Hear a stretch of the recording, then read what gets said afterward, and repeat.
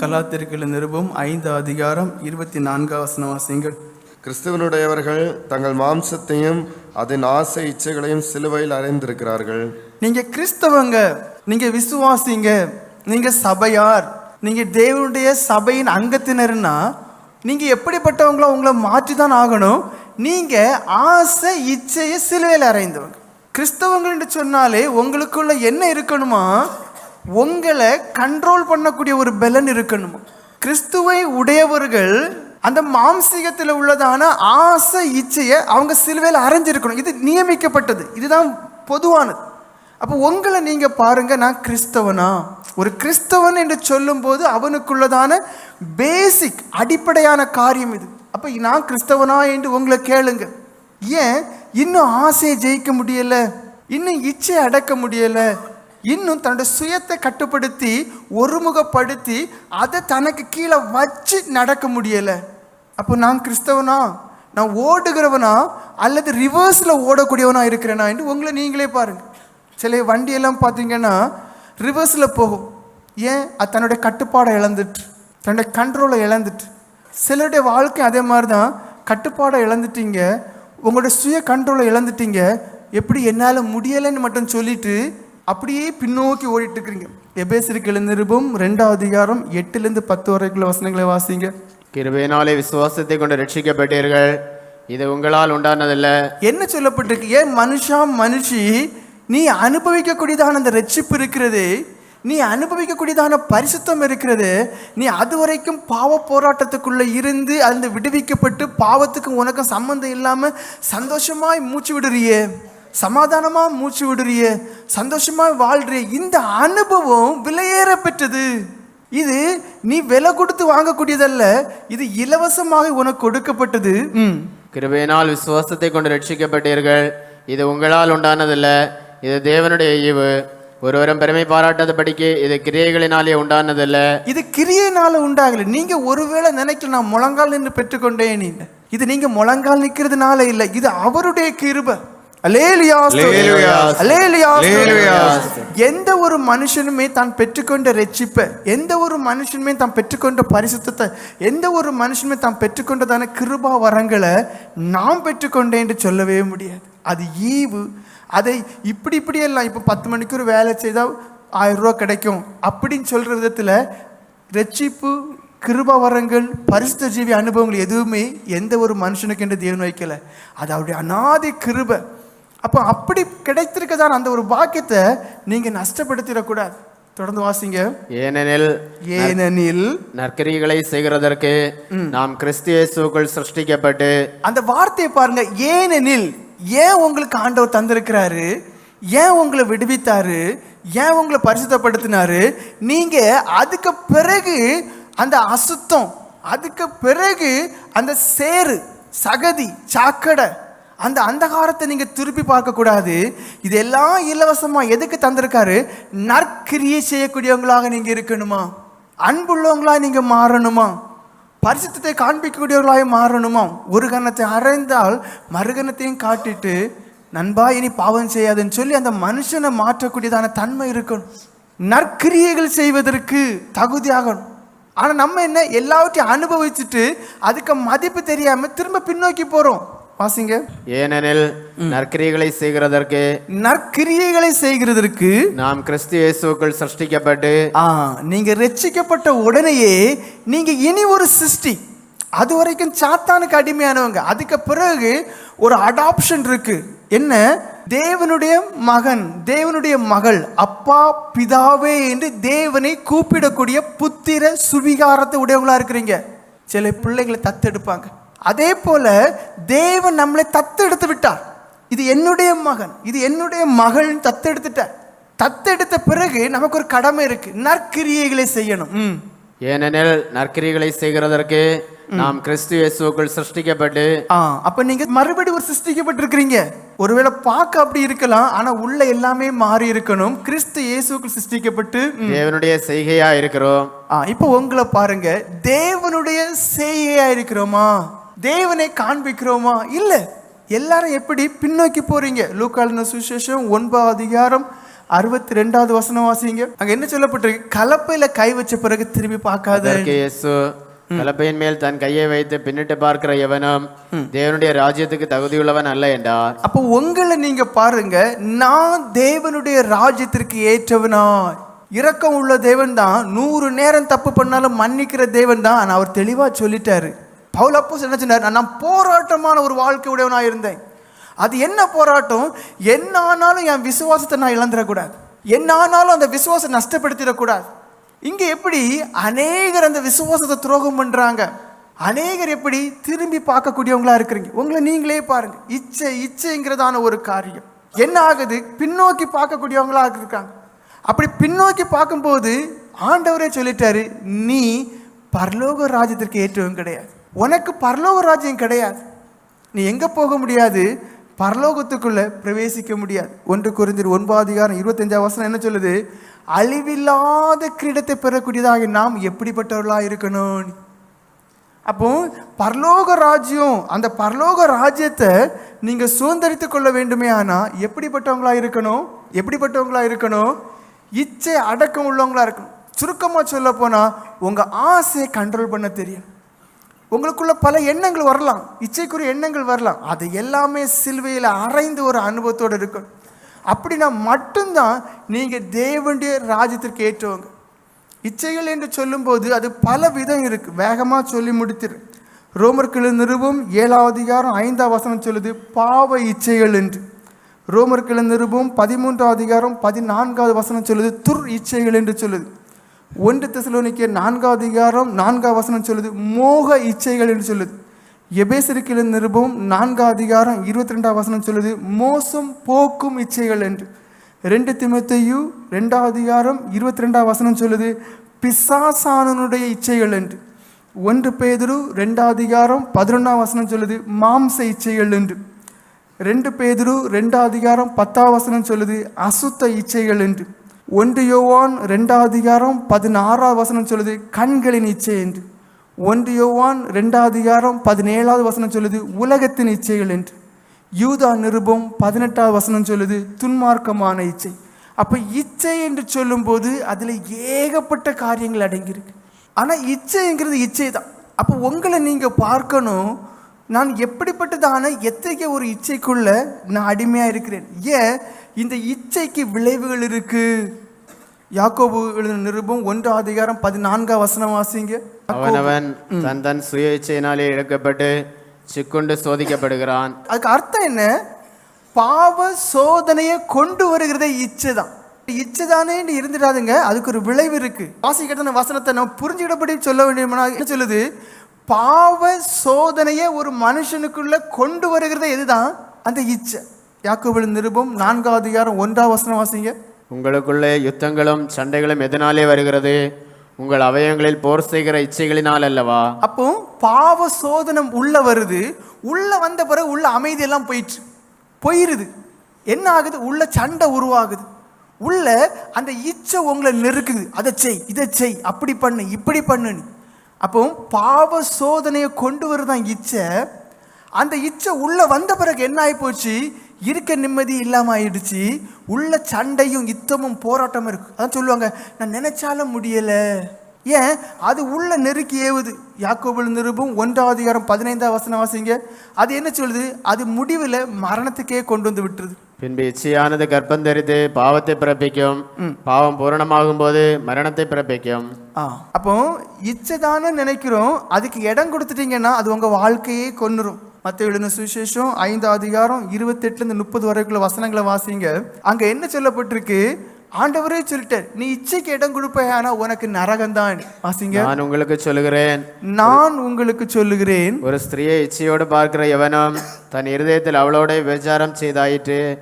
உன் வலது கண் உனக்கு இடரல் உண்டாக்கினால் அதை பிடுங்கி எறிந்து போடு. உன் சரீரம் முழுவதும் நரகத்தில் தள்ளப்படுவதை பார்க்கலாம். உன் அவயங்களில் ஒன்று கெட்டுப்போவது உனக்கு நலமாயிருக்கும். அதாவது ஞானம் ரொம்ப முக்கியம். ஒவ்வொரு மனுஷனுக்கும் ஒரு பலவீனம் இருக்கும். வேதத்திலே இருக்கு, விட வேண்டியதை விடணும், விட்டு விலக வேண்டியதை விட்டு விலகிதான் ஆகணும், புறப்பட வேண்டிய இடத்துல அந்த இடத்த விட்டு புறப்பட்டு தான் ஆகணும். வேதத்தில் சில காரியம் இருக்கு, விலகி ஓடு, அந்த இடம் உன்னை தீட்டுப்படுத்தணும். அதுல ஒண்ணுதான் இந்த செல்போன். இந்த உலகத்துல அநேகமான கேடுகளும் அசுத்தங்களும் நிறைஞ்சு கொண்டே போகுது. காரணம் என்ன? மிந்தினா 4 பேர் மத்தியில் ஒரு பெரிய டிவியில தான் முன்னாடி இருக்கணும், அப்போ பயம் இருக்கும். இப்போ அப்படி இல்லை, எல்லாருக்குள்ளேயும் கையில் ஒன்று இருக்கு, அதில் தேவைப்படும் போதெல்லாம் நோண்டலாம், யாருக்குமே தெரியாது, டக்குன்னு ஆஃப் பண்ணிடலாம், டக்குன்னு என்ன செய்யலாம், ஹிஸ்ட்ரிக்குள்ளே போய் என்னென்னமோ பண்ணிடலாம். ஆனால் இது அநேகருடைய வாழ்க்கையை கொண்டுட்டே இருக்கு. ஒன்றை இழந்து தான் ஆகணும் இன்னொன்று எடுக்கிறதுக்கு. ஏன்னா நம்ம என்ன நினைக்கிறோம், என் பலவீனம். நான் சொல்லுங்க, இல்லை பலவீனம் இல்லை, விட வேண்டிய தூர போடணும். கொஞ்சம் நஷ்டம், கொஞ்சம் கஷ்டம், கொஞ்சம் வேதனை, கொஞ்சம் இழப்பு இருக்கும், இருந்துட்டு போட்டு. ஆனால் என்ன ஆனாலும் எதை தான் நான் இழக்க மாட்டேன்? என் தேவனை இழக்க மாட்டேன். என்ன ஆனாலும் எதை இழக்க மாட்டேன்? என் பரிசுத்த ஜீவியத்தை இழக்க மாட்டேன். அதுதான் அனுபவம். அப்போ உங்களை நீங்கள் பார்க்கணும். இங்கே என்ன சொல்லப்பட்டிருக்கு? உன் கண்ணையே பிடுங்கி போடுன்னு ஆண்டவர் சொல்லிட்டார். என்ன சொன்னார்? ஏன் அது உனக்கு முடியல, நரகத்தில் கொண்டு போய் விட்டுரும். உன் கண்ணு தானே உன்னை பார்க்க வைக்குது, கண்ணை பிடுங்க. அப்போ நான் என்ன சொல்லேன், கண்ணை பிடுங்கிறதுக்கு செல்ஃபோனை உடச்சி போட்டுட்டு இல்லை செல்ஃபோனை விற்றுட்டு அதனால உள்ள கான்டாக்ட்ஸ் ஒரு வேலை குறையும், அதனால உங்களுக்கு சில கஷ்ட நஷ்டங்கள் வரலாம். சின்ன செல்ஃபோனை வச்சுக்கிடுங்க.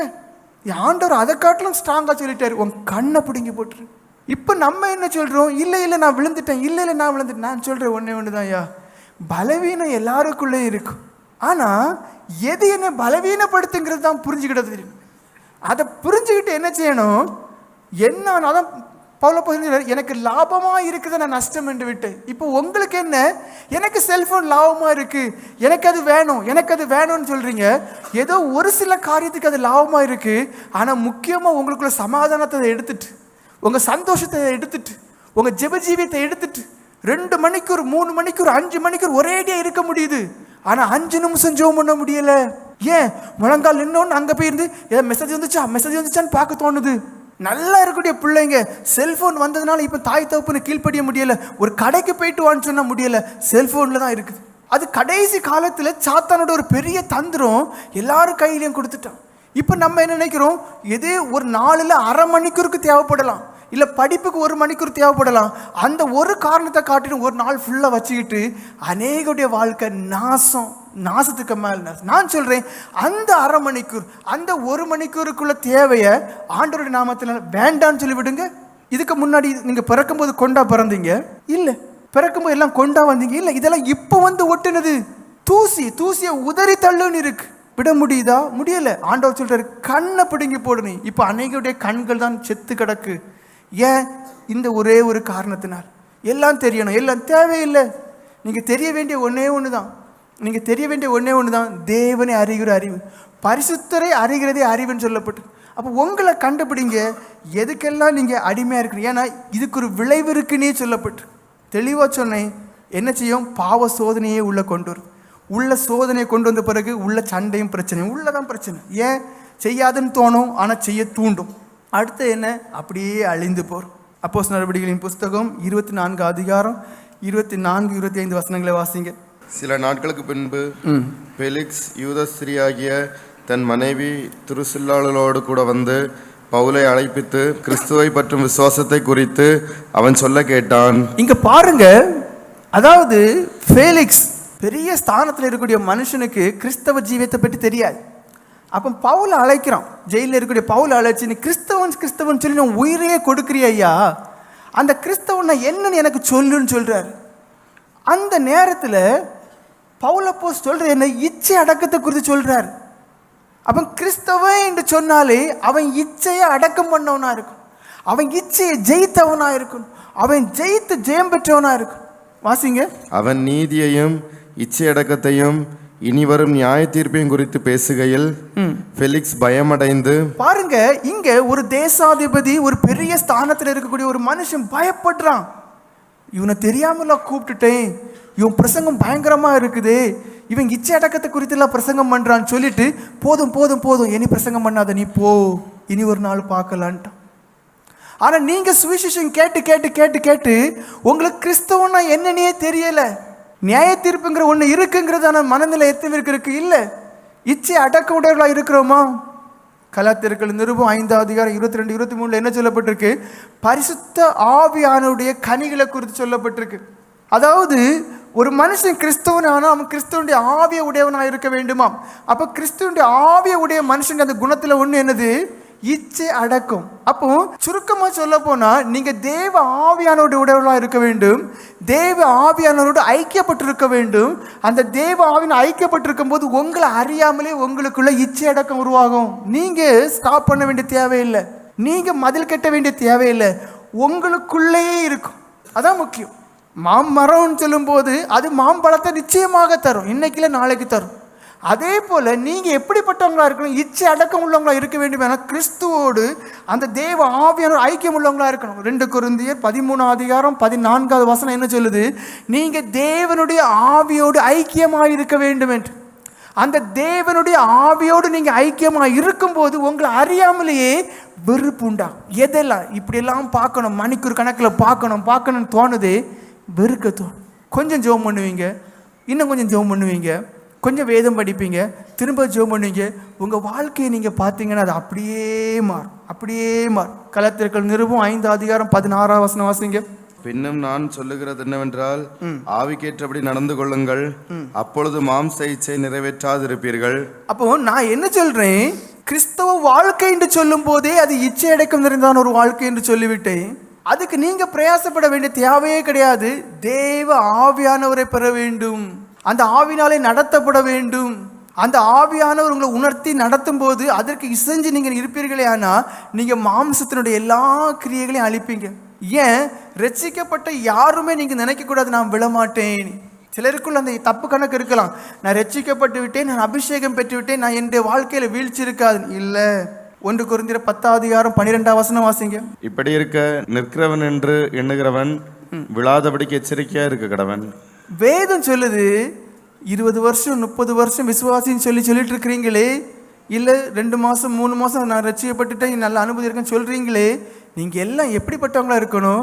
நீங்கள் விழாதவன்னு இருக்க எச்சரிக்கையாக இருங்க. எதை குறித்து எச்சரிக்கையாக இருக்கணும்? உங்கள் ஆத்மாவை குறித்து நீங்கள் ஜாக்கிரதையாக இருக்கணும். இப்போ அநேகருக்குள்ள அது இல்லை. நீங்கள் படுக்கும்போது எத்தனை பேர் நான் காலையிலேருந்து நைட்டு வரைக்கும் எப்படி இருந்தேன்னு சொல்லி சிந்திக்கிறீங்களா? கிடையாது. ஆனால் என்ன நினைக்கிறோம்? நான் அனுபவத்தில் இருக்கிறேன். ஆண்டோட வேதம் சொல்லுது நீ விழுந்துருவா. நிற்கிறவன் நிச்சயமாய் விழுவான். எப்போ விழுவான்? தன்னுடைய ஆத்மீகத்தை குறித்த எச்சரிக்கை அவனுக்குள்ள இல்லாமல் இருக்கும்போது. அப்போ நான் ஒருத்தன் சொல்றேன், தினமும் வேதம் படிங்க, தினமும் ஜெபத்துக்கு முக்கியத்துவம் கொடுங்க. படுக்கிறதுக்கு முன்னாடி உங்களை சோதிச்சு பாருங்க. எதுவுமே கிடையாது, நான் நிற்கிறேன் நீங்கள் சொல்லுறேன். நான் சொல்லுவேன் இல்லை, நீங்கள் எப்பொழுதே விழுந்துட்டீங்க. என்ன சொன்னேன்? எப்பொழுதோ விழுந்துட்டீங்க. உங்களுடைய வாழ்க்கையில் நீங்கள் விழுந்து எழும்ப முடியாத நிலைமையிலே இருப்பீங்க. ரோமர்கள் நிருபம் 3:24 வசனம் என்ன சொல்லுது? ரட்சிக்கப்பட்ட ஒவ்வொருவரையும் தேவன் நீதிமானாக்குறார் என்று சொல்லப்பட்டிருக்கு. எதுக்கு நீதிமானாக்குறாரு? அந்த ஒவ்வொரு மனுஷன் எதுக்கு நீதிமானாக்குறாரு?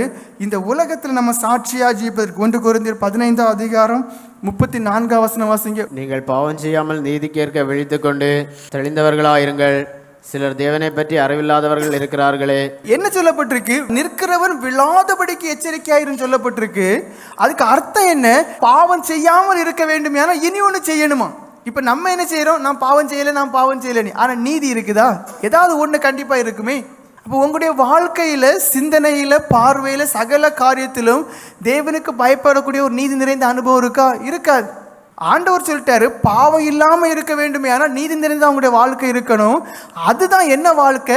தெளிவான ஒரு வாழ்க்கை, தெளிவான மனக்கண்கள் உள்ள ஒரு வாழ்க்கை, பகுத்தறிவு உள்ளதான ஒரு வாழ்க்கை. உங்களை நீங்க பாருங்க, அநேகருடைய வாழ்க்கையில நாவை கட்டுப்படுத்த தெரியல. எபேசியர் நிருபம் 4:26 வசனம் வாசிங்க. நீங்கள் கோபம் கொண்டாலும் பாவம் செய்யாதிருங்கள். அப்படின்னு அர்த்தம் என்ன?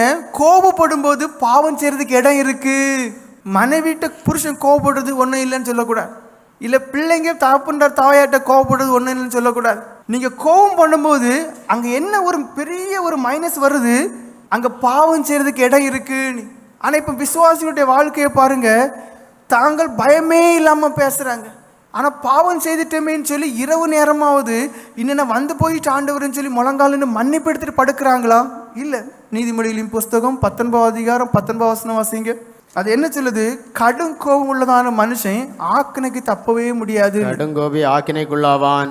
என்ன சொல்லப்பட்டிருக்கு? கடும் கோபம். அநேகர்கிட்ட இருக்கு கடும் கோபம். என்ன பேசுறாங்கன்னே தெரியல, வாய்க்கு வந்தபடி கொட்டி தள்ளிடுறாங்க. ஆனால் தெரியல, ஒவ்வொரு வார்த்தைக்கும் கணக்கு கொடுக்கணும். சிலரெல்லாம் பார்த்தீங்கன்னா யாரை பேசுகிறாங்க, என்ன பேசுகிறாங்க, எதனால் பேசுகிறாங்கன்னே தெரியல.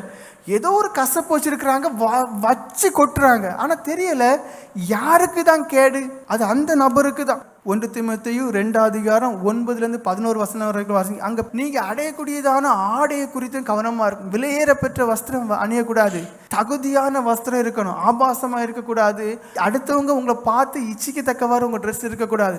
ஏன்னா ஒரு கிறிஸ்தவன் என்னை பார்த்து அடுத்தவங்க மோசம் போகக்கூடாது, இச்சையில அடக்கம் இருக்கணும். வாசிங்க.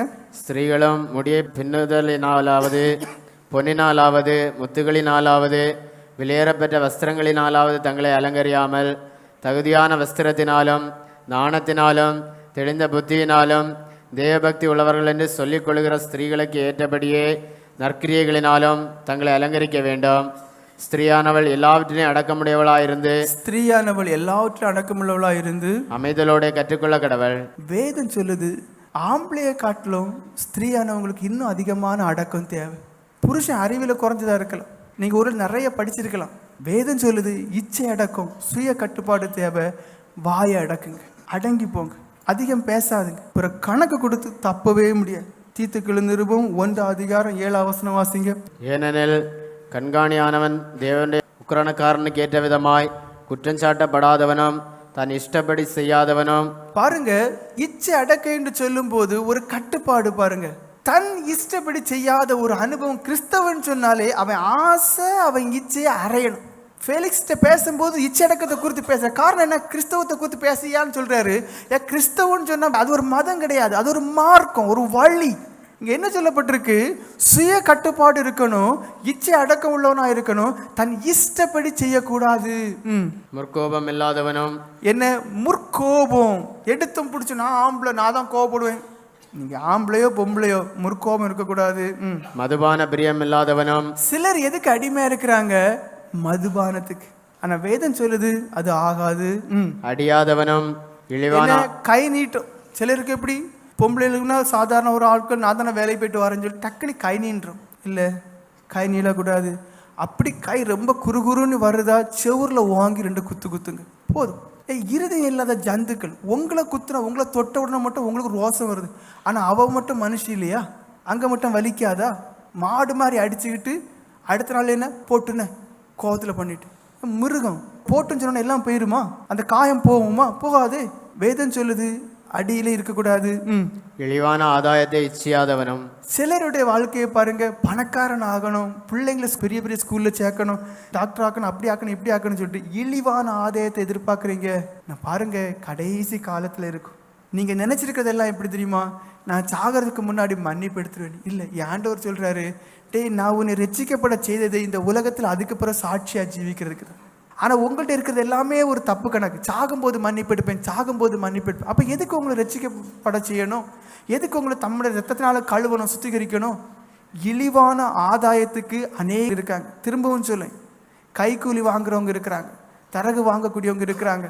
வேதம் சொல்லுது வேண்டாம், தந்தாலும் நீ வச்சிக்கப்பா, எனக்கு வேண்டாம். அந்த மனுஷன் தேவனை ஸ்தோத்திரிப்பான். ஏன்? இந்த உலகம் ஒட்டுமொத்தமாக மாறிட்டு, எதுக்கு செய்தாலும் ஒரு கைக்கூலி, எது செய்தாலும் ஒரு 100 ரூபா, ஒரு 200 ரூபா, ஒரு 500 ரூபா. அது நம்ம 200 ரூபா ஒன்றும் இல்லை, 500 ரூபா. அது 5 பைசானா நமக்கு தேவை கிடையாது. நான் உழைக்கிறேன், அந்த பைசா எனக்கு போதும். அது போக ஒரு ஆளுக்கு ஒரு காரியத்துக்குன்னு சொல்லி சிவாரிசு போகிறோம், பல காரியங்களுக்கு போகிறோம். வாங்காதுங்க, அது தங்கவும் செய்யாது. அது தேவனுடைய நாமத்துக்கு பரிசுத்தமாட்டம் மகிமையாட்டம் இருக்காது. நீதிமொழிகளின் புஸ்தகம் 16:32 வாசிங்க. பலவானை பார்க்கலாம் நீடிய சாந்தமுள்ளவன் உத்தமன், பட்டணத்தை பிடிக்கிறவனை பார்க்கலாம் தன் மனதை அடக்குகிறவன் உத்தமன். இங்க பட்டணத்தை பிடிக்கிறத காட்டிலும் தம் மனதை அடக்குகிறவன் உத்தமன் சொல்லப்பட்டு. எது ரொம்ப கஷ்டமா? மனசை கட்டுப்படுத்துறது. ஆனா கிறிஸ்தவர்களாகிய நீங்க எப்படிப்பட்டவங்களா இருக்கணும்? உங்க மனசை கட்டுப்படுத்தி தான் ஆகணும். முடியலைன்னு சொல்லாது. இந்த பாடுகளை நினைங்க, முழங்கால நெல்லுங்க, அவர் நிச்சயமாக உங்களுக்கு கிருபை தருவார். நீதிமொழிகளின் புஸ்தகம் 25:28 வாசிங்க. தன் ஆவியை அடக்காத மனுஷன், தன் ஆவியை அடக்காத மனுஷன், தன் மனதை கட்டுப்படுத்தாத மனுஷன் மதிலிடிந்த பாழான பட்டணம் போல் இருக்கிறான். அதாவது அந்த காலங்கள்ல எல்லாம் பாத்தீங்கன்னா பட்டணத்தை சுற்றிலும் பெரிய மதில் கட்டிடுவாங்க. காரணம் என்னன்னா திடீர்னு யுத்தம் வரும். அப்போ பாதுகாக்கிறதுக்கு முக்கியமாகவே அவங்க என்ன செய்வாங்க, பெரிய மதிலை பல வருஷங்களாக கஷ்டப்பட்டு கட்டுவாங்க. அதான் எரிகோ மதிலையும் பார்த்தீங்கன்னா அவங்க ஏன் கட்டுனாங்க அவ்வளோ கஷ்டப்பட்டு, அதான் அவங்களுக்கு பாதுகாப்பு. அப்போ இங்கே என்ன சொல்லப்பட்டிருக்கு, உங்கள் மனசை கட்டுப்படுத்த உங்களுக்கு தெரியாமல் இருந்தால் எப்போ எதுவும் சம்பவிக்கலாம். இந்த வசந்த மறுபடியும் வாசிங்க. தன் ஆவியை அடக்காத மனுஷன், தன் மனதை கட்டுப்படுத்தாத மனுஷன், தன் சிந்தனையை கட்டுப்படுத்தாத மனுஷன், தன்னுடைய யோசனை ஒன்று வருது வேண்டாம் போ அப்படி கட்டுப்படுத்தாத மனுஷன் மதிலிடிந்த பாழான பட்டணம் அவன் எதுக்குமே பிரயோஜனப்பட மாட்டான். அவன் எப்பேற்பட்ட அனுபவம் உள்ளவன் சொல்லிக்கிட்டாலும் அவன்கிட்ட ஒரு அனுபவமும் கிடையாது. அவன் எத்தனை பாசையும் பேசிட்டு அவன்கிட்ட ஒரு அனுபவம் கிடையாது. அவன் சீரோ. ஏன் இன்னைக்கு இந்த சுவிசேஷன்லாம் கேட்கும்போது ஓஹோ ஓஹோ ஓஹோ ஓஹோன்னு இருப்பான். நாளைக்கு ஒரு சின்ன ஒரு யோசனை தான் வரும், அது செய்தா கொள்ளான்னு அவன் விழுந்துட்டான். அப்போ எதுதான் முக்கியம், உங்களை கட்டுப்படுத்தக்கூடிய தன்மை உங்களுக்கு முக்கியம். 2 பேதுரு 1:4-9 வரைக்குள்ள வசனத்தை வேகமா வாசித்துங்க. இச்சையினால் உலகத்தில் உண்டான கேட்டுக்கு தப்பி, என்ன சொல்லுது, உலகத்துல என்ன உண்டா, இச்சை உண்டு. நீங்க புரிஞ்சுக்கிடுங்க, இந்த உலகத்துல இருந்து உங்களை இனி ஒரு உலகத்துல ஆண்டவர் கொண்டு வைக்க சொல்லல. இந்த உலகத்துல தண்ணியில தாமரையில இருக்கிற மாதிரி தான், அதுல எவ்வளவுதான் தண்ணி விட்டாலும் ஒட்டாது. அப்ப இந்த உலகத்துல தான் இருக்கிறோம். இந்த உலகம் இச்சைகள் நிறைந்ததுதான். அதுல இருந்தாலும் நீங்க அந்த கேட்டுக்கு தப்பி திவ்ய சுபாவத்துக்கு பங்குள்ளவர்களாகும் பொருட்டு, எப்படி உங்க சுபாவம் மாறிதான் ஆகணும். நீங்க சொல்ல முடியாது நான் உலகத்துல இருக்கேன் இச்சைக்கு அடிமையாயிட்டேன். இல்ல, உலகத்துல தான் நான் இருக்கிறேன், ஆனா நான் திவ்ய சுபாவம் உடையவன், நான் தெய்வீக சுபாவம் உடையவன், நான் தேவனே உடையவன். மகா மேன்மையும் அருமையுமான வாக்குத்தத்தங்களும் அவைகளினாலே நமக்கு அளிக்கப்பட்டிருக்கிறது. இப்படி இருக்க நீங்கள் அதிக வாக்குத்தத்தம், வாடா கிரீடம், ஜீவ கிரீடம் உங்களுக்குன்னு இருக்கு. அப்படி இருக்கும் போது நீங்க எப்படிப்பட்டவங்களா இருக்கணுமா, நல்ல படுத்து தூங்குங்க, பாவம் செய்யுங்கன்னு இல்ல, அதிக ஜாக்கிரதை. வாசிங்க. இப்படி இருக்க நீங்கள் அதிக ஜாக்கிரதை உள்ளவர்களாய் உங்கள் விசுவாசத்தோட தைரியத்தையும். அப்ப முதல்ல என்ன, எந்த ஒரு அனுபவமே சும்மா கிடைக்காது. அப்போ ஒன்றுக்கு கூட ஒன்று சேர்ந்து இருக்கிறதுனால ஒன்று அடைந்து இனியொன்று அடைஞ்சு இனியொன்று அடைஞ்சு இனியொன்று அடைஞ்சு தான் வாழ்க்கையில் ஸ்திரப்படணும். இப்போ பார்த்தீங்கன்னா மதில் என்று சொல்லும்போது பாதுகாப்பு. ஆனால் அந்த பாதுகாப்பு ஒரு கல் வச்சோடனே வந்துடுதா, இல்லை, மண்ணுக்கு அடியிலையும் தோண்டி கல் போட வேண்டியது இருக்குது, ஒரு குறிப்பிட்ட தூரம் கல் கட்ட வேண்டியது இருக்குது, அதுக்கு மேலே தான் வேறு கட்டைகள் வைக்க வேண்டியது இருக்குது. இது இவ்வளோ சேர்ந்தாதான் என்னது, ஒரு மதில், ஒரு ஒரு பாதுகாப்பு. அப்போ அதுதான் இங்கே சொல்கிறாங்க, எப்படி ஜாக்கிரதையாக இருக்கணும். இச்சை அடக்கம்னு சொல்லி ஸ்டார்ட்டாக எடுத்த உடனே முதல்ல வராது. என்ன சொல்லப்பட்டிருக்கு, உங்கள் விசுவாசத்தோட தைரியத்தையும். விசுவாசம் வேணும், தைரியம் வேணும், தைரியத்தோட ஞானத்தையும். ஞானம் வேணும். ஏன் தெரியுமா, இப்படிப்பட்ட எண்ணங்கள் வரும்போது, ஆசை இச்சைக்குரிய எண்ணங்கள் வரும்போது, இது எனக்கு மட்டும் புதுசு அல்ல, நான் பலவீனன் இல்லை, இது எல்லாருக்கும் உள்ளதான், சீ போன்னு சொல்லக்கூடிய ஞானம் வேணும். ஞானத்தோட இச்சை அடக்கத்தையும். அந்த ஞானம் இருந்தால் இச்சை அடக்கம் வரும். இது எப்படி இருக்க ஞானம் இருக்கு, ஐயோ நான் பலவீனன் அதனால பாவம் சரி இல்லை, அது ஞானம் இல்லை, அது சாத்தானுடைய அந்தகார புத்தி.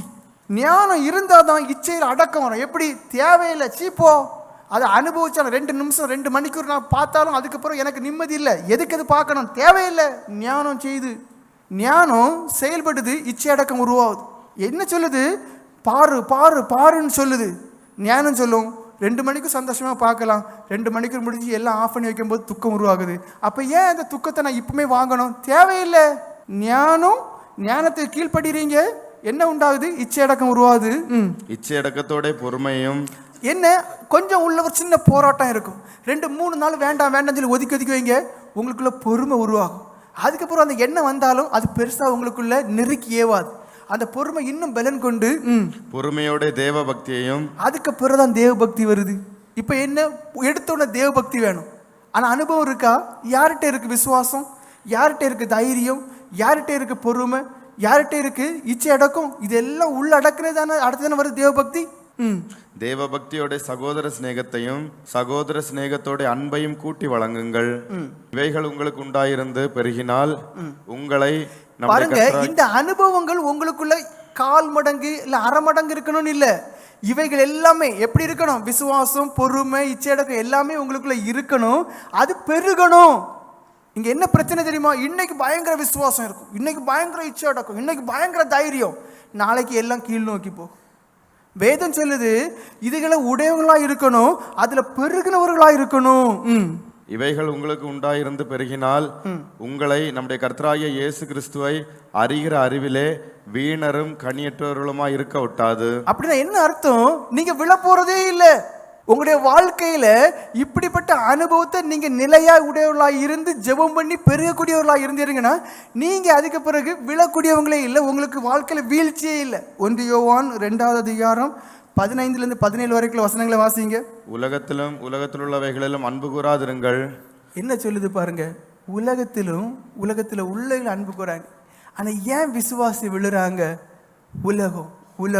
உலகம் அடுத்தவங்கள பார்க்குறோம், அதே போல் பிள்ளைங்களை படிக்க வைக்கணும். அடுத்தவங்கள பார்க்குறோம், அதே போல் வீடு கட்டணும். அடுத்தவங்கள பார்க்குறோம், அதே போல் பிரயாசப்படுறோம். விழுந்துட்டீங்க. ஒருவன் உலகத்தில் அன்பு கூர்ந்தால் அவனிடத்தில் பிதாவின் அன்பில்லை. ஏனெனில் மாம்சத்தின் நிச்சயம், கண்களின் நிச்சயம், ஜீவனத்தின் பெருமையுமாகிய உலகத்தில் உள்ளவைகள் எல்லாம் பிதாவினால் உண்டானவைகள் அல்ல, அவைகள் உலகத்தினால் உண்டானவைகள். உலகமும் அது நிச்சயம் ஒளிந்து போம். என்ன சொல்லப்பட்டிருக்கு? உலகமும் அதில் உள்ளதான இப்படிப்பட்டதான காரியங்களுக்காண்டி பிரயாசப்படுறீங்களே, இது வேதம் சொல்லுது இச்சை. கஷ்டமா இருக்கு அப்படின்னு ஜீரணிக்க எனக்கு தெரியாது. அது எல்லாம் அழிஞ்சு போகும்.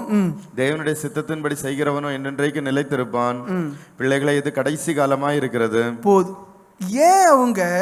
ஏன் யோவான் அப்போஸ்தலன் இவ்வளோ கடுமையா பேசுறாரு? பிள்ளைகளே, இது கடைசி காலமா இருக்கு. தேவனுடைய சித்தம் என்ன? பரிசுத்தம், பரிசுத்தம், பரிசுத்தம். இப்ப நீங்க எதை நோக்கி ஓடிட்டு இருக்கிறீங்க? உலகத்தை நோக்கி. ஆண்டவர் வரும்போது ஐயோ பரிதாபம், ஐயோ பரிதாபம். 2 பேர்ல ஒரு ஆளு கிடக்கும். அந்த ஒரு ஆள் யாரு? உலகம்னு ஓடக்கூடியது. இனி ஒரு ஆள், ஒருவேளை அந்த மனைவி கொஞ்சம் உணர்வு இருக்கும், அது கிடைக்கிற நேரத்தில் ஜோ பண்ணக்கூடியா இருக்கும். அந்த புருஷனுக்கு நிலைமை எப்படி இருக்கு யோசித்து பாருங்க. புருஷன் மனைவி அப்போ உண்டா? பிள்ளைங்கன்னு உண்டா? கிடையாது. ஐயோ அவன் எடுத்துக்கொள்ளப்பட்டான், ஐயோ அவன் போயிட்டான். அதுக்கப்புறம் உங்க பணம் உங்களுக்கு உதவுமா? குப்பை. ஆனா இப்ப எதை நோக்கி ஓடிட்டு இருக்கிறீங்க?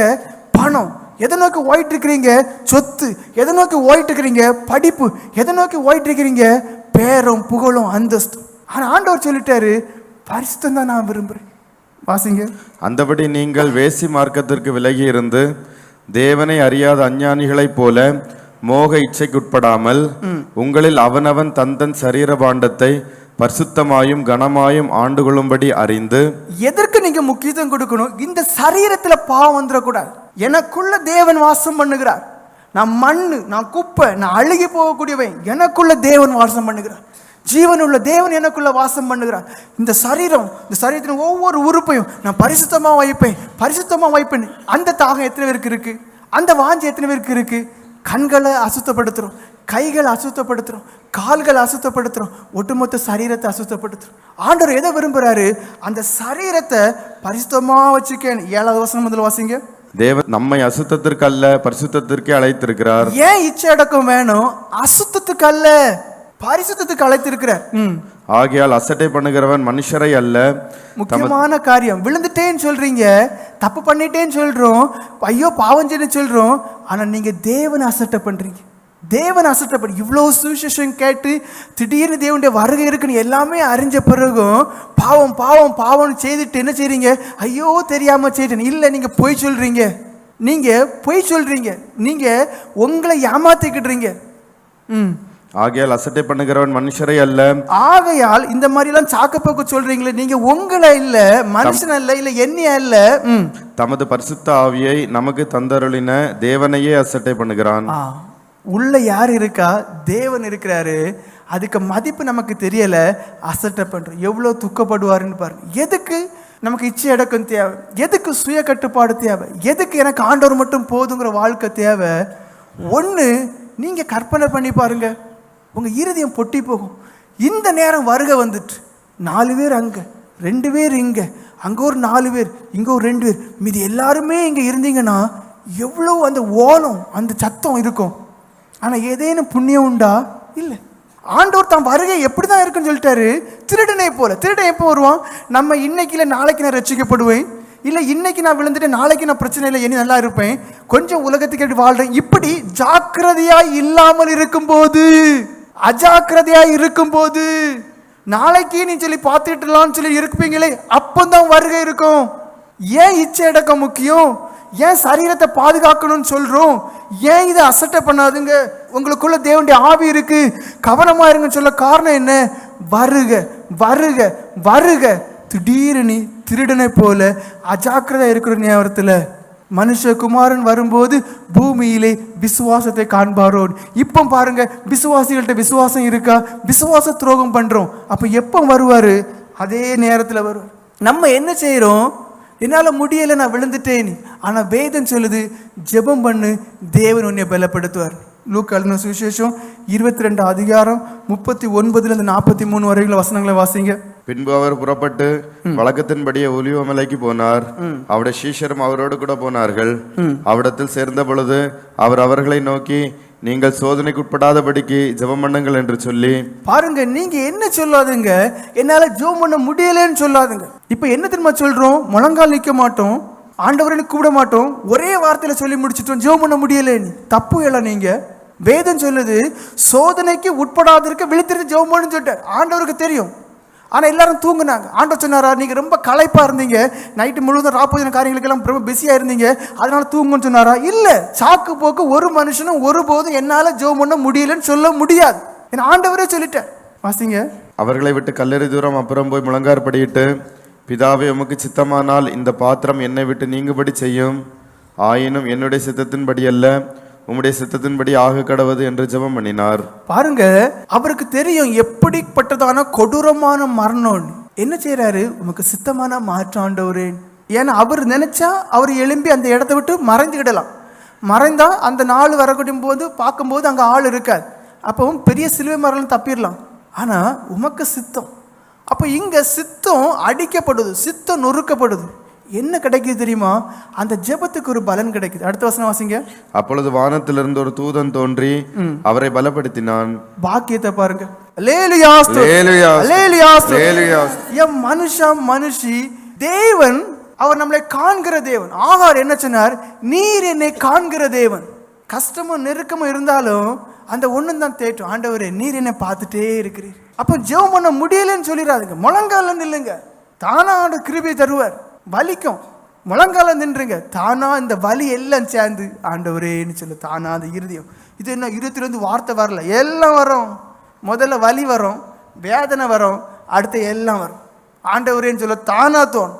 ஜெபம் பண்ண முடியலன்னு சொல்லாதுங்க. ஏன் ஜெபம் பண்ண சொல்றேன்? நீங்க ஜெபம் பண்ணா மட்டும்தான் பலப்படுத்தக்கூடிய தேவன் உங்களை பலப்படுத்த முடியும். நீங்க ஜெபம் பண்ணாமல் இருப்பீர்களே, ஆனால் பலப்படுத்த முடியாது. இங்கு தேவன் பலப்படுத்தப்படுகிறார். ஆண்டவராய் இயேசு கிறிஸ்து பலப்படுத்தப்படுகிறார். எப்படி? பரிசுத்த ஆவியினால். முழங்கால நிற்கிறார். நம்ம என்ன தெரியுமா? எதுவுமே பண்ண மாட்டேன், நொந்துடக்கூடாது, வலிச்சிடக்கூடாது, ஆனால் எனக்கு எல்லாமே வேணும், ஒன்றும் கிடைக்காது, முடிவு பரிதாபமா. 1 கொரிந்தியர் 6:12 வசனம் வாசிங்க. அங்க என்ன சொல்லப்பட்டிருக்கு? எல்லாம் அனுபவிக்க எனக்கு அதிகாரம் இருக்கு. பவுல் அப்போஸ்தலன் சொல்றார், தகுதியாயிராது. எல்லாவற்றையும் அனுபவிக்க எனக்கு அதிகாரம் உண்டு, ஆகிலும் எல்லாம் தகுதியாயிராது. உங்களுக்கு தெரியணும், கண் பாக்குது இல்ல, பலரும் பல காரியங்களை சொல்றாங்க. அது வாங்கினா கொள்ளலாம், இதை அனுபவிச்சா கொள்ளலாம், இதை பார்த்தா கொள்ளலாம், இங்க போனா கொள்ளலாம், எல்லாம் சரிதான். ஆனா எனக்கு தகுதியாயிராது. அதான் அனுபவம். யாருக்கு இருக்கு? யாருக்கு இருக்கு உணர்வு? யாருக்கு இருக்கு? ஒன்றும் கிடையாது. இங்க பவுல் அப்போஸ்தலன் என்ன சொல்றாரு?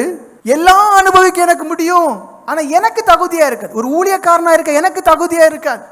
எல்லாருக்கும் போதிக்கிற எனக்கு தகுதியா இருக்காது. தேவையில்லை.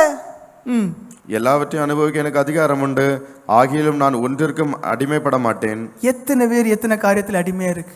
பொருளுக்கு அடிமை, பொருளாசைக்கு அடிமை. அது ஒரு விக்கிரக ஆராதனைன்னு சொல்லப்பட்டிருக்கு. இப்ப அநேகருக்கு நான் சும்மா பொருள் வாங்கிட்டே இருக்கணும், சாவது, அப்படியே விழுந்துருவீங்க, ஒரு அனுபவமே இருக்காது. அப்ப என்ன தேவை? உங்க மனசை கண்ட்ரோல் பண்ண தெரியணும். 1 பேதுரு 1:13 வசனம் வாசிங்க. அங்க என்ன சொல்லப்பட்டிருக்கு? மனதின் அறைகளை கட்டுப்படுத்து. ஆகையால் நீங்கள் உங்கள் மனதின் அறையை கட்டிக்கொண்டு. என்ன சொல்லப்பட்டிருக்கு? மனசை கட்டுப்படுத்துங்க. முடியலன்னு சொல்லாதீங்க, உங்களால முடியும். ஆண்டு அந்த கிருபை உங்களுக்கு வந்திருக்க. ஏன்னா பழைய ஏற்பாட்டு காலத்தில் என்ன சொல்லப்பட்டிருக்கு? பொய் சொல்லாத, கொலை செய்யாதன்னு சொல்லப்பட்டிருக்கு. புதிய ஏற்பாட்டில் என்ன சொல்லியிருக்கு? அதான் சொல்லப்பட்டிருக்கு. ஆனா கிருபை கட்டளையிட்டு இருக்கிறார். தேவன் சிலுவையிலே அறையப்பட்டதுனாலே கிருபை வெளிப்பட்டது. அப்பொழுது நியாயப்பிரமாணத்தின் காலத்துல மாம்சீக பிரகாரமா தான் அவங்க கட்டுப்படுத்த வேண்டியது இருக்கு. இப்ப கிருபை வெளிப்பட்டிருக்கு. தேவன் சிலுவையிலே அறையப்பட்டதுனால, அவர் உயிர் தெழுந்ததுனால, அவருடைய ஆவியை நமக்கு கட்டளையிட்டதுனால கிருபை வெளிப்பட்டிருக்கு. அது என்ன கிருபை? நம்ம முழங்கால் ஜெபம் பண்ணுனா இச்சடக்கம் தருவார். முழங்கால ஜெபம் பண்ணா என்னால முடியல ஆண்டவரேன்னு சொல்றோமே, அது எல்லாத்தையும் விடுதலை தருவார். அல்லேலூயா, அல்லேலூயா, அல்லேலூயா. அதான் கிருபை. இப்ப அதுக்கு மதிப்பே யாருக்கும் தெரியல. ஒரே வார்த்தையில பிரயாசப்படாமலே சொல்லிடுறோம், முழங்கால் நிற்காமலே சொல்லிடுறோம், கேட்காமலே சொல்லிடுறோம், முடியல, தப்ப முடியாது, நரகம் தான். மனதின் அறையை கட்டுப்படுத்துன்னு சொல்லப்பட்டு அப்படின்னு அர்த்தம் என்ன? என் மனசை கட்டுப்படுத்த எனக்கு பலன் தாராண்டவர். எத்தனை பேர் ஜெபம் பண்றீங்க? எத்தனை நாள் கேட்குறீங்க? எத்தனை மாசம் கேட்டுருக்கிறீங்க? கிடையாது. கேட்டா முடியல. ஜெபம் பண்ணீங்களா? வைராக்கியமா ஜெபம் பண்ணீங்களா? விடாப்பிடியா கேட்டீங்களா? கிடையாது. வேதம் சொல்லுது மனசின் அறையை கட்டுப்படுத்துங்க. கலாத்திற்கு நிருபம் 5ஆம் அதிகாரம் 7ஆம் வசனம் வாசிங்க. அங்க என்ன சொல்லப்பட்டிருக்கு? நீங்கள் நன்றாய் ஓடினீர்களே, இப்ப ஏன் மயங்கி கீழே விழுந்துட்டீங்க? நீங்கள் நன்றாய் ஓடினீர்களே, சத்தியத்திற்கு கீழ்ப்படியாமற் போக உங்களுக்கு தடை செய்தவன் யார்? இப்போ உங்களை நீங்க பாருங்க, நான் சபை விசுவாசி, நான் கிறிஸ்தவை, நீங்க ஓடுனவங்க தான். இப்போ உங்க வாழ்க்கையை பாருங்க, நீங்க ஓடுறீங்களா? நல்ல போராட்டத்தை போராடினேன், விசுவாசத்தை காத்து கொண்டேன், அப்படிப்பட்ட ஓட்டம் உங்களுக்குள்ள இருக்கா? இல்ல எப்படி சோதனை வந்துச்சு, நெருக்கம் வந்துச்சு, சப்பானி போல காலை மடக்கிட்டு உட்கார்ந்துட்டீங்களான்னு நீங்களே உங்களை கேளு. நீங்கள் நன்றாய் ஓடுனீர்களே. அவர் எதை எதிர்பார்க்கிறா தெரியுமா? ஒவ்வொரு சபையிலும் உள்ள ஒவ்வொரு விசுவாசியும் ஓட தெரியணும். அவன் முன்னோக்கி ஓடக்கூடியவனாக இருக்கணும், தேவனை காண்பிக்கக்கூடியவனாக இருக்கணும், பாவத்துக்கு விலகி ஓடினவனாக இருக்கணும், சகல அசுத்தங்களை நீங்களாக்கி ஓடினவனாக இருக்கணும். நீங்க ஓடுறீங்களா? உங்களை கேளுங்க. சப்பானி போல இருந்துட்டோம், எனக்கு இனி முடியாது, என் வாழ்க்கையெல்லாம் முடிஞ்சு சொல்லிட்டு தொலைச்சி கட்டிட்டு நான் பின்மாறி போனேன், இனி எனக்கு வாழ்க்கையில் எதுவுமே இல்லைன்னு சொல்லி உங்களுக்கு நீங்களே முடிவெடுத்து அப்படியே சப்புன்னு இருக்கிறீங்களா? நீங்களே உங்களை கேளுங்க. சிலர் எப்படி ஜெபத்தை கணக்கில் வச்சு ஓடுகிறேன்னு நினைப்பாங்க. 3 மணிக்கு ஜெபம் பண்ணுவாங்க, 2 மணிக்கு ஜெபம் பண்ணுவாங்க. சிலர் வேத வசன அறிவை வச்சு இருப்பாங்க. நான் அதை சொல்லலை. இச்சை அடக்கம், பரிசுத்தம், தேவ சித்தம், தேவனுக்கு பயப்படுற வாழ்க்கை, அனுபவத்தோட ஓடுறீங்களா? உங்களுடைய வாழ்க்கை ஓடுறதா இருக்கா, இல்லை உட்காரீங்களான்னு பாருங்க. கடைசி ஒரு வசனம், எபிரேயர்கள் நிருபம் 6ஆம் அதிகாரம் 8ஆம் வசனம் வாசிங்க. ரொம்ப ஷாக்கான ஒண்ணு. முள்செடிகளையும் என்ன சொல்லுது? முட்செடிகளையும் முள்பூண்டுகளையும் முளைப்பிக்கிற நிலமோ. இப்போ இச்சை, அசுத்தம், பாவம், சுய கட்டுப்பாடு இல்லாம மனதின் தோணக்கூடிய எண்ணங்களின்படியே நடக்கக்கூடிய தக்கவாறு உங்களுடைய இருதயத்தில் உதிக்கக்கூடியதான காரியங்கள் இருக்குமே, ஆனால் தகாததாயும் சபிக்கப்படுகிறதற்கு ஏற்றதாயும் இருக்கிறது. எப்படி இருக்கு உங்களுடைய வாழ்க்கை? சபிக்கப்பட ஏற்றதா இருக்கிறது. சுட்டெரிக்கப்படுவதே அதன் முடிவு. முடிவு என்ன? சுட்டு எரிக்கப்படும். ஏன் இச்சை அடக்கம் முக்கியம்? ஏன் சுய கட்டுப்பாடு முக்கியம்? ஏன் மனசை கட்டுப்படுத்துங்கன்னு சொல்றது முக்கியம்? அது பெரிய பட்டணத்துல சுவரை காட்டிலும் இதுதான் பெருசுன்னு சொல்ல காரணம் என்ன? என் மனுஷா, உன் மனசை நீ கட்டுப்படுத்தாமல் இருப்பேயானால், உன் ஆசையை நீ கட்டுப்படுத்தாமல் இருப்பேயானால், உன்னுடைய எண்ணங்களை நீ கட்டுப்படுத்தாமல் இருப்பேயானால், உன்னை பாவம் செய்ய தூண்டக்கூடியதான சகல சிந்தனைகளையும் கட்டுப்படுத்தாமல் இருப்பேயானா நீ சுட்டு எரிக்கப்படுவதற்கே தகுதியானவன். முதல்ல உன் மேல சாபம் வருமா? என்ன சாபம்? எது செய்தாலும் ஆசீர்வாதம் இருக்கு, ஆண்டவர் கூட இருக்க மாட்டார். அடுத்து என்ன?